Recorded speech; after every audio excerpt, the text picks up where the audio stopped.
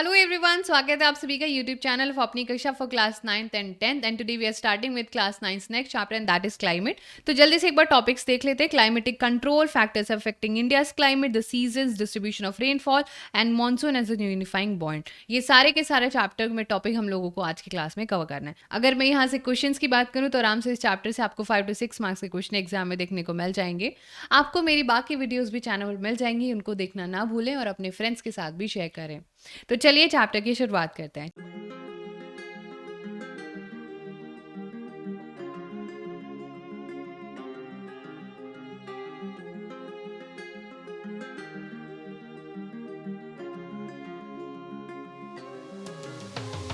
Chapter का नाम है क्लाइमेट और पिछले 2 चैप्टर में हमने बहुत सारी चीज़ें पढ़ी about landforms and the drainage pattern of a country. But उनमें से जो थर्ड एरिया में आता है, जो थर्ड कैरेक्टरिस्टिक है किसी भी इन्वायरमेंट का, वो क्लाइमेट ही होता है। अगर क्लाइमेट की डेफिनेशन की बात करें तो बच्चों लोग आपको देखने को मिलेगा, climate refers to the sum of total weather condition and variation over a large area for a longer period of time. यानी कि लगभग 30 ईयर का डेटा उठाया जाता है, कितनी सर्दियां पड़ रही हैं, कितने महीने गर्मियां पड़ रही हैं, कितनी बारिश पड़ रही है, वो क्लाइमेट होता है। बट उसी में ही वेदर नहीं आता है। वेदर एक अलग कंसेप्ट है। वेदर का मतलब होता है किसी भी जगह का करंट जो भी एटमॉस्फेयर है, एनी प्लेस एनी टाइम अलग अलग हो सकता है। अभी अगर हम दिल्ली के वेदर की बात करें तो इट्स कम्प्लीटली डिफरेंट। अगर हम उसको गुजरात से, राजस्थान से, केरला से, तमिलनाडु से कंपेयर करेंगे तो अलग हो सकता है। बट क्लाइमेट भारत का हमेशा पिछले 30 साल से सेम ही पैटर्न फॉलो हो रहा है। फ्लक्चुएशन आ रहे हैं because that is climate change, right. तो ये बच्चों लोग हम लोगों को बातें समझनी है। एलिमेंट जो होते हैं वेदर और क्लाइमेट के, वो जरूर सेम होते हैं, जैसे कि temperature, atmospheric pressure, wind, humidity and precipitation. Okay, you may have also observed that weather condition fluctuate very often within a day. Weather condition बिल्कुल भी फ्लक्चुएट बहुत कम करती है। मान लें कि आज सर्दी है तो कल सर्दी नहीं है, डेफिनेटली ऊपर नीचे टेम्परेचर जरूर हो जाएगा। बट अगर हम वेदर की सिचुएशन में देखें तो वेदर बिल्कुल फ्लक्चुएट मार जाता है। बिल्कुल क्लियर स्काई था और थोड़ी देर बाद ही बहुत ही घने बादल हो गए। तो ये हम लोगों को वेदर और क्लाइमेट में डिफरेंस पता होना चाहिए। इसी तरीके से वर्ल्ड को भी बहुत सारे क्लाइमेटिक रीजन्स में डिवाइड करा गया है। पर आपको वर्ल्ड का थोड़ी ना जानना है, हमें तो इंडिया की पढ़ाई करनी है। तो इंडिया में जो बच्चों लोग क्लाइमेट होता है उसको मॉनसून क्लाइमेट कहते हैं। इसको अरेबिक वर्ड मौसम से लिया गया है और मॉनसून का मतलब सिर्फ इतना होता है कि जो भी हवाएं चल रही हैं उनमें हर मौसम में रिवर्सल होता है। कभी ठंडी हवाएं चल रही होती हैं, कभी गर्म हवाएं चल रही हैं, as simple as that. Climate of India को मॉनसून टाइप कहा जाता है क्योंकि यहाँ पर हर साल हवा अपना रुख बदलती है और हवा ठंडियां भी लेके आती है और हवा गर्मियां भी लेके आती हैं। इन एशिया, अगर पूरे एशियन कॉन्टिनेंट की बात करें तो ये mainly south and south east Asia में मिलता है। Despite an overall unity in the general pattern, there is perceptible regional variation in climatic condition within the country. और इसमें 2 इंपॉर्टेंट बहुत ही एलिमेंट हैं, टेम्परेचर और प्रेसिपिटेशन, जिनको कि हम पढ़ते हैं। अगर हम समर की बात करें, the mercury occasionally touches 50 degree Celsius in some part of the Rajasthan, whereas it may be around 20 degree in Pahalgam in Jammu and Kashmir. But on a winter night, temperature at Dras in Jammu Kashmir may be as low as -45 degree Celsius. यानी कि ma'am हम लोग ये देखते हैं कि climate might be same, the weather keep on changing. Okay, so इसी तरीके से हम थोड़ी बारिश को भी देखते हैं। वेरिएशंस जो होती हैं बच्चों लोग, हमेशा बारिश देख के होती है कि जहाँ पर ज़्यादा वेजिटेशन होगी वहाँ पर ज़्यादा बारिश होगी, जहाँ पर वेजिटेशन नहीं होगी वहाँ पर बारिश नहीं होगी। पर कहीं कहीं पर बारिश स्नोफॉल की फॉर्म में भी होती है, जैसे कि हिमालयाज में जहाँ पर पानी बरस ही नहीं सकता है क्योंकि वो बहुत ज़्यादा ठंडी होती है तो वो जम जाता है। It rains over the rest of the country, the annual participation vary करता है। मेघालय में 400 सेंटीमीटर होता है, तो लद्दाख और वेस्टर्न राजस्थान में सिर्फ 10 सेंटीमीटर होता है। Most part of the country receive rainfall from June to September, but some of the parts like Tamil Nadu coast gets a large portion of its rain during October and November. ठीक है, in general अगर बात करें तो coastal areas में बहुत ज़्यादा contrasting experience नहीं देखने को मिलता है। यानी कि वहाँ पर मेजरली जो हमारा कोस्टल भारत है, कोस्टल प्लेस है, वहाँ पर टेम्परेचर ओके ओके रहता है। मुंबई के लोग कभी भी सर्दियों के कपड़े नहीं खरीदते हैं, बट जो लोग इंटीरियर पार्ट ऑफ इंडिया में रहते हैं उनको एक्सट्रीम गर्मी और एक्सट्रीम सर्दियाँ दोनों ही देखने को मिलती हैं। सो जनरली बच्चों लोग जो रेनफॉल होती है वो नॉर्थ ईस्ट में बहुत ज़्यादा होती है और वेस्ट तक आते आते पानी उन जो है बादलों का खत्म हो जाता है। हम इस तरीके से इसको याद रख सकते हैं। This variation have given rise to variety of lifes and people, और इसके वजह से वो क्या खाना खाते हैं, वो क्या कपड़े पहनते हैं और वो किस तरीके के घर में रहते हैं वो भी उस पर डिपेंड करता है, फॉर ऑब्वियस रीजंस। तो चलिए अब अपना नेक्स्ट टॉपिक शुरू करते हैं, दैट इज क्लाइमेटिक कंट्रोल। अब किसी भी जगह के क्लाइमेट को कंट्रोल करने के लिए कुछ फैक्टर्स यहाँ पर काम आते हैं और उसमें 6 factors: latitude, altitude, pressure and wind system, distance from the sea and ocean currents and the relief features. ये 6 फैक्टर किसी भी जगह के क्लाइमेट को बताते हैं। अब क्योंकि हमारा जो अर्थ है उसका जो थोड़ा कर्व है, उसके वजह से सोलर एनर्जी हर जगह पर इक्वली रिसीव नहीं होती है। एज अ रिजल्ट उस जगह का टेम्परेचर बहुत कम होता है, जहाँ पर सूरज नहीं आता है वहाँ पर ठंड बहुत ज़्यादा होती है। As one goes from surface of the earth to higher altitudes, जैसे ही हम अर्थ के सरफेस से ऊपर की ओर बढ़ते हैं तो और ज़्यादा ठंडी होने लगती है, जिसको एल्टीट्यूड्स कहते हैं। अगर बच्चों लोग हम लोग प्रेशर और विंड की बात करें तो कभी कहीं पर हाई प्रेशर होता है, कहीं पर लो प्रेशर होता है। हाई प्रेशर ज़्यादातर जो है एकदम क्लियर और ठंडा मौसम लेके आता है, लो प्रेशर बहुत ही चिपचिपा और बहुत ही बारिश वाला और गर्मी वाला मौसम लेके आता है। Does it influence temperature and rainfall pattern? अगर हम डिस्टेंस फ्रॉम द सी, जितना भी आप सी से दूर जाएंगे उतना ज़्यादा आपको एक्सट्रीम वेदर कंडीशन देखने को मिलेगी। अगर आप समुद्र के पास रह रहे हो तो आपको वहाँ पर ज़्यादातर एग्जॉटिक टेम्परेचर देखने को मिलेगा। ओके ओके, ना ज़्यादा गर्मी ना ज़्यादा ठंड, क्योंकि रात को वहाँ पर बहुत ठंड हो जाती है और गर्मी जो है दिन में होती है। बट अगर हम इंटीरियर यानी कि सी से जितना भी दूर चलते जाएंगे उतनी ज़्यादा हम लोगों को एक्सट्रीम गर्मी और एक्सट्रीम ठंड देखने को मिलेगी।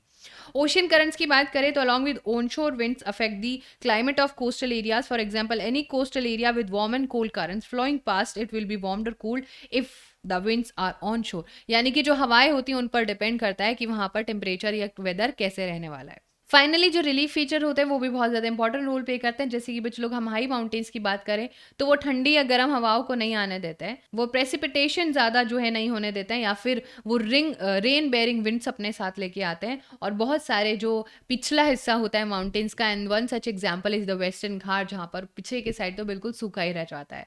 तो चलिए कुछ फैक्टर्स जो इंडिया के क्लाइमेट को अफेक्ट करते हैं उनके बारे में पढ़ते हैं। पहला फैक्टर है latitude. The Tropic of Cancer passes through the middle of the country from the Run of Kutch in the west to the Mizoram in the east. Most half of the country lying south of the Tropic Cancer belongs to tropical area. All the remaining area north of the tropic lies in the subtropics. Therefore, India climate has characteristic of tropical as well as subtropical climate. Now, if I show you the map of India, तो जो ऊपर वाला हिस्सा होता है उसको सब tropical हिस्सा कहते हैं और नीचे वाले हिस्से को ट्रॉपिकल हिस्सा कहते हैं। दोनों में ही अलग फैक्टर होते हैं क्लाइमेट को लेके आने वाले। एक जगह पर हवा बहुत ज़्यादा और आती है तो वहाँ पर ज़्यादा बारिश होती है, एक जगह पर हवा नहीं आती तो वहाँ बारिश नहीं हो पाती। फिर हमारा नेक्स्ट है एल्टीट्यूड। ये भी भारत के क्लाइमेट को बहुत इफेक्ट करता है। इंडिया के पास नॉर्थ में माउंटेन है जिनकी एवरेज हाइट 6000 मीटर्स है। India also have a vast coastal area where the maximum elevation is about 30 meters. The Himalayas prevent the cold winds from Central Asia from entering the subcontinent. यानी कि अब जो central Asia से हवा चल रही होती है हिमालयस उनको यहाँ पर नहीं आने देते, अगर आने देते तो और ज़्यादा ठंडी भारत में पड़ती। It is because these mountains that this subcontinent and experience comparatively milder winter as compared to Central Asia. तो जितनी कड़ाके की ठंड सेंट्रल एशिया में पड़ती है, अगर हिमालयस नहीं होते तो भारत में भी उतनी ही ठंड पड़ती। जो तीसरा फैक्टर है जो भारत के क्लाइमेट को इफेक्ट करता है that is pressure and the winds. तो किसी भी जगह के क्लाइमेट को एसोसिएट करा जाता है उसकी वेदर कंडीशन जो किसी कारणवश क्रिएट होती हैं, कि वहां पर प्रेशर कैसे है, हाई और लो, सरफेस विंड कैसी चल रही हैं, अपर एयर सर्कुलेशन कैसा है, and western cyclonic disturbance and tropical cyclones पर भी वो डिपेंड करते हैं। ये सारे जो फैक्टर्स होते हैं मुझे लोग ये कुछ भी नहीं होते, बस ये हवाएं होती हैं जहां से गर्म यानी कि लो प्रेशर जो होता है वो हमेशा ऊपर की ओर उठता है और ऊपर की ओर जब उठता है तो हवा उसको हमारे भारत की तरफ लेके आ जाती है। क्योंकि ये वेस्ट साइड से आता है तो इसके वेस्टर्न डिस्टर्बेंस कहा जाता है और बहुत बार ये जो है एक साइक्लोन भी क्रिएट कर देता है। और मेजरली वेस्ट बंगाल में आपने बहुत सारे ऐसे तट वाले जो तूफान आते हैं वो आते हुए देखे होंगे। इंडिया क्योंकि यहाँ पर नॉर्थ ईस्टर्ली विंड्स का शिकार हो जाता है, ये विंड्स ऑरिजिनेट होती है सब tropical high pressure belt of northern hemisphere.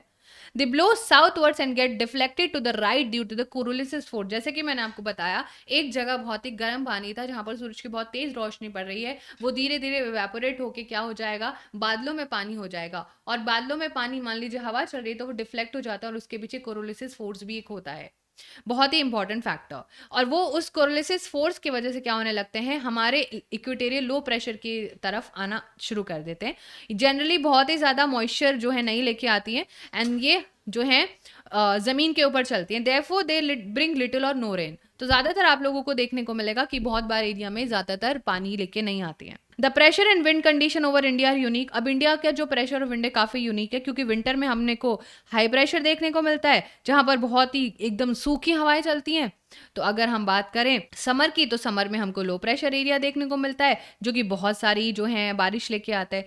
तो इस तरीके से यूनिक एक फीचर है इंडिया के पास कि इंडिया के पास low pressure and high pressure दोनों ही भर भर के। अगर हम सीजन्स की बात करें तो इंडिया क्योंकि मानसून टाइप ऑफ क्लाइमेट है तो यहाँ पर डिस्टिंक्ट सीजनल पैटर्न फॉलो होता है। वेदर कंडीशंस की बात करें तो एक सीजन से दूसरे में बड़ी जल्दी चेंज हो जाती हैं। This changes are particularly noticeable in interior part of the country, क्योंकि मैंने आपको बताया कोस्टल एरिया में तो हमको ज़्यादा चेंज देखने को ही नहीं मिलता है। Coastal area do not experience much variation, और उनके जो हैं रेनफॉल में ज़रूर एक वेरिएशन ज़रूर होती है। तो ऐसे में हमारे पास 4 मेन जो है सीजन्स होते हैं। कोल्ड सीजन जिसको कोल्ड वेदर सीजन कहते हैं, hot weather season and the advancing monsoon and the retreating monsoon. ठीक है, अब इनको एक एक करके पढ़ते हैं।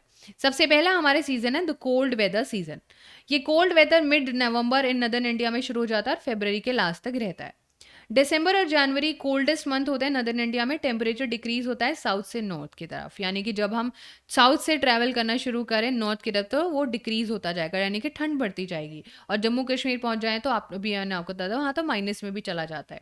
The average temperature of Chennai on eastern coast is 24 to 25 degree Celsius, but अगर हम नदर्न प्लेन्स में देखें तो वो 10 से 15 डिग्री सेल्सियस चला जाता है। अगर सर्दियों की बात करें तो दिन गर्म होते हैं, रात बहुत ठंडी होती है, फ्रॉस्ट बहुत ज्यादा होता है और हायर स्लोप्स ऑफ हिमालयाज में तो बर्फबारी भी होती है।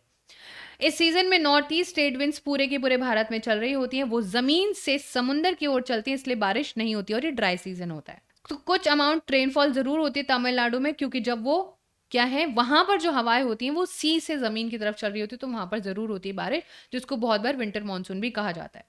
In northern part of the country, a feeble high pressure region develops with light winds moving towards the area, जिसको कि बहुत ज़्यादा इन्फ्लुएंस मिलता है जो गंगा वैली में हवा चल रही है वेस्ट और नॉर्थ वेस्ट से।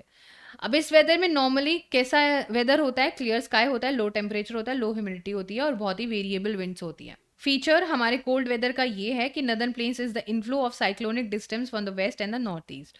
अब यहाँ पर साइक्लोनिक डिस्टर्बेंस होता है वेस्ट के साइड से, और जिसकी वजह से बहुत सारी जो बारिश होती है बच्चों लोग वो हमारे बहुत सारे उन एरियाज में भी हो जाता है जहाँ पर हम लोगों को रेनफॉल एक्सपेक्टेड नहीं थी।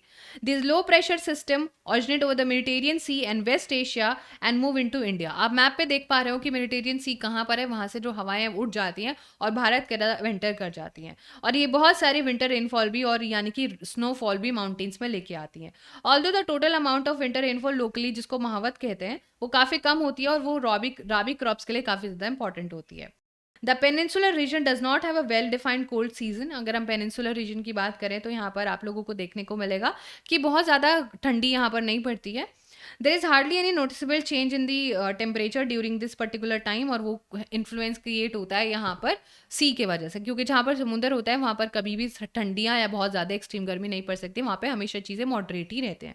बाकी आप मैप पे देख सकते हो ये जो यहाँ पर एरोज दिख रहे हैं चलो यही वो हवाएं जो भारत में मानसून लेके आती हैं। तो हमारा जो नेक्स्ट सीजन है that is hot weather season, और हॉट वेदर सीजन में हम लोगों को देखना पड़ता है जो नॉर्थवर्ड मूवमेंट होता है सन का, उसकी वजह से जो हीट बेल्ट होती है नॉर्थवर्ड शिफ्ट हो जाती है। तो जैसे ही मार्च और मई का महीना आता है तो जनरली हमारे भारत में बहुत गर्मी पड़ने लगती है, और ये हीट बेल्ट क्लियरली आप लोगों को दिखेगा मई और मार्च में डिफरेंट लैटिट्यूड्स में।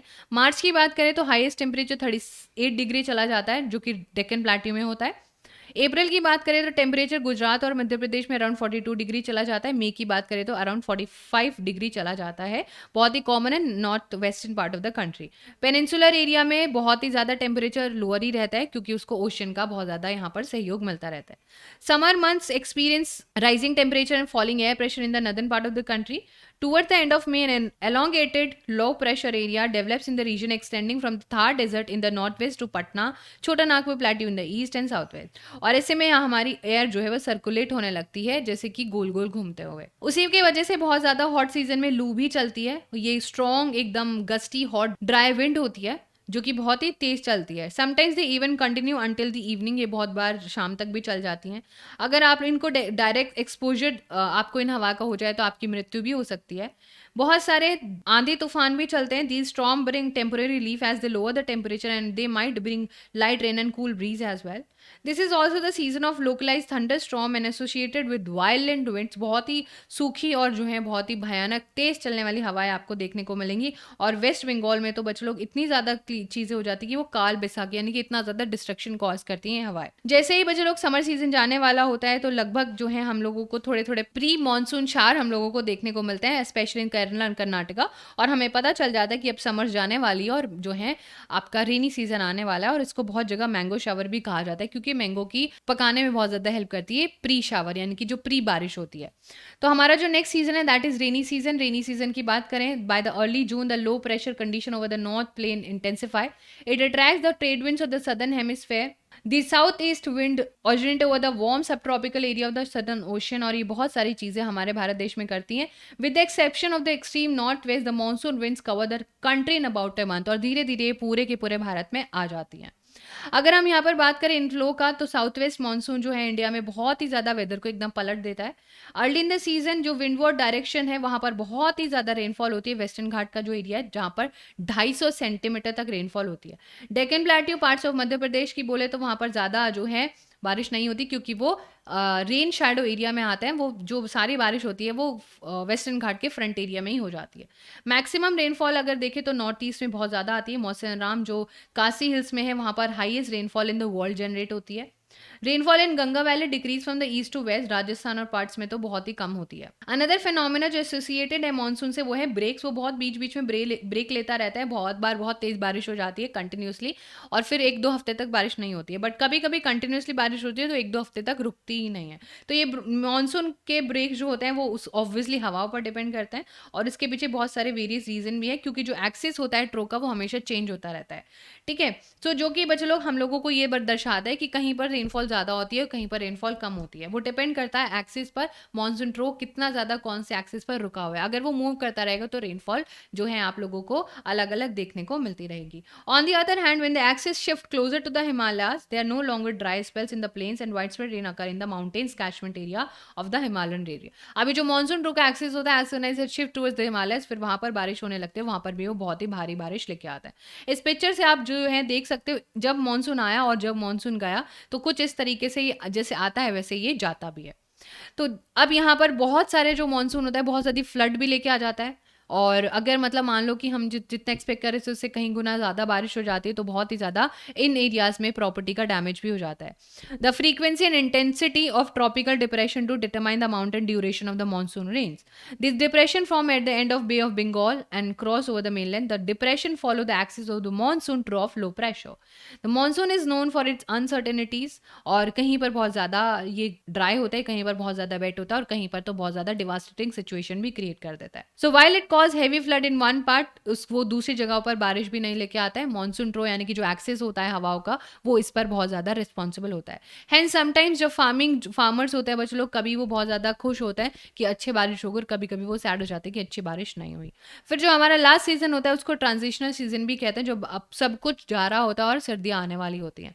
During October and November with the apparent movement of the sun towards the south, अब सन का जो पूरा डायरेक्शन है वो साउथ फेस होता जा रहा है, और जो मॉनसून ट्रो था या फिर लो प्रेशर एरिया था अब वो वीक होता जा रहा है। कि बेसिकली बात यह है कि जो भी पानी वो अपने साथ लेके आए थे वो खत्म हो रहा है। This is gradually replaced by high pressure. अब लो प्रेशर जब ढीला पड़ जाएगा तो हाई प्रेशर फटाफट आ जाएगा, और यहाँ पर south west monsoon winds weaken and start withdrawing gradually. By the beginning of October the monsoon winds completely withdraws from the northern plains, और पूरे के पूरे अक्टूबर नवंबर में तो हमारे को जो हॉट रेनी सीजन था अब पूरा का पूरा ड्राई विंटर सीजन देखने को आराम से मिल जाएंगे। अगर वाइल डे की बात करें तो टेम्परेचर बहुत हाई होता है, बल्कि nights are cool and pleasant. The land is still moist, यानी कि अभी भी जमीन थोड़ी गीली है, owing to the condition of high temperature and humidity. तो जब भी ट्रांजिशन होता है तो थोड़ा चिपचिपापन मौसम में ज़रूर देखने को मिलता है, और बहुत बार इसको अक्टूबर हीट भी बोलते हैं। एक बार अचानक बहुत बार अक्टूबर में आपको बहुत गर्मी फील होगी, नेक्स्ट टाइम आप ऑब्जर्व करना, और उसको अक्टूबर हीट भी कहते हैं। बट वो धीरे धीरे बच्चे लोग सारी एवेपोरेशन हो जाती है और सर्दियाँ अच्छे से आ जाती हैं। The low pressure condition over northwestern India gets transferred to the Bay of Bengal by the early November. ये शिफ्ट एसोसिएटेड होता है साइक्लोनिक डिस्टर्बेंस जो कि अंडमान सी में ओरिजिनेट होती हैं। ये साइक्लोनिक जो डिस्टर्बेंस होती हैं ईस्टर्न पार्ट को पार करते हुए बहुत ही ज़्यादा बारिश भारत में लेके आती हैं, और बहुत बार इनको डिस्ट्रक्टिव भी बोला जाता है, जो कि ट्रॉपिकल साइक्लोन्स होते हैं और वो बहुत ज़्यादा डिस्ट्रक्शन भी कॉज करते हैं। क्योंकि हमारा जो एरिया है ये बहुत ज़्यादा थिकली पॉपुलेटेड है, डेल्टा गोदावरी कृष्णा एंड कावेरी के, तो यहाँ पर बहुत ज़्यादा साइक्लोन आता है, और बहुत बार इन जगहों को खाली करने के भी आदेश सरकार की तरफ से आते हैं। जो कि बहुत ज़्यादा डैमेज प्रॉपर्टी और लाइफ को क्रिएट करते हैं। समटाइम्स ये cyclone arrive at the coast of Odisha, West Bengal and Bangladesh. The bulk of rainfall of the Coromandel coast is drive from depressions and cyclones. तो जो भी जितनी बारिश होती है बच्चे लोग, वो साइक्लोन्स की वजह से बे ऑफ बंगाल वाले एरिया में होती है। अगर हम डिस्ट्रीब्यूशन ऑफ रेनफॉल की बात करें तो इंडिया के जो वेस्टर्न कोस्ट और नॉर्थ ईस्टर्न इंडिया, वहाँ पर लगभग 400 सेंटीमीटर तक रेनफॉल होती है। However western Rajasthan, adjoining part of Gujarat, Haryana और पंजाब में ओनली 60 सेंटीमीटर। रेनफॉल जो है इक्वली डेक्कन प्लेटो में बहुत ज़्यादा नहीं होती है और ना ही ईस्ट सियाद्रीज में। A third area of low precipitation is around Leh in Jammu and Kashmir. The rest of the country show moderate rainfall, snowfall is restricted the Himalayan region. तो कहीं पर जहाँ पर बारिश नहीं होती वहाँ पर बर्फ पड़ती है because of the higher temperature. Owing to the nature of monsoon, the annual rainfall is highly variable. जहाँ पर बहुत ज़्यादा बारिश होती है, कहीं पर बिल्कुल भी बारिश नहीं होती, जैसे कि Rajasthan, Gujarat and the leeward side of the western Ghat, यानी कि वेस्टर्न घाट का जो पीछे वाला हिस्सा होता है। As such while these areas receive high rainfall, वहाँ पर बहुत ज़्यादा बाढ़ भी आ जाती है और जहाँ पर नहीं आती वहाँ पर सूखा भी पड़ जाता है। फिर आ जाता हमारा next and the last topic. And जैसे कि हम लोग सारी चीज़ें देख चुके हैं कि कैसे हिमालयाज में एक्सट्रीमली कोल्ड विंड्स हम लोगों को देखने को मिलती हैं, जिसमें बहुत सारे टेम्परेचर अलग अलग लैटिट्यूड में। सिमिलरली पेनिनसुलर प्लेटू में हम लोगों को समुंदर का बहुत ज़्यादा इफेक्ट देखने को मिलता है, जहाँ पे मॉडरेट टेम्परेचर होता है। Despite such moderating influence there are great variation in Indian temperature. और इस कंडीशंस को यूनिफाई करते हुए बच्चों लोग, एक चीज़ बहुत ज़रूरी है और वो है, जब भी मानसून आता है तो हम लोग बहुत ही ज़्यादा यहाँ पर इंडिया, क्योंकि एक एग्रीकल्चर बेस्ड इकोनॉमी है, तो बहुत ज़्यादा उसका वेलकम किया जाता है। और इंडियन लैंडस्केप को देखें तो उसके एनिमल, प्लांट लाइफ और इवन एग्रीकल्चर कैलेंडर के लिए भी एक जो है फेस्टिवल का माहौल होता है, जो कि पूरे के पूरे टाइम मानसून का हम लोग वेट करते हैं। एंड ईयर आफ्टर ईयर बहुत सारे लोग सेलिब्रेशन करते हैं, north to south and east to west, जो है बहुत ही जो है निगाहों से मानसून का वेलकम किया जाता है। दीज मानसून विंड्स पूरे भारत में जो है एक दूसरे के साथ बहुत ही अच्छे से इसको सेलिब्रेट किया जाता है। और रिवर वैली भी जो बिल्कुल सूखी होते हैं उनमें भी अब पानी आ जाता है। तो जो हमारा पूरा का पूरा चैप्टर है वो फिनिश हो जाता है। And that was all about the chapter today. So thank you so much, and see you in the next chapter. Sending you lots of love, bye, take care.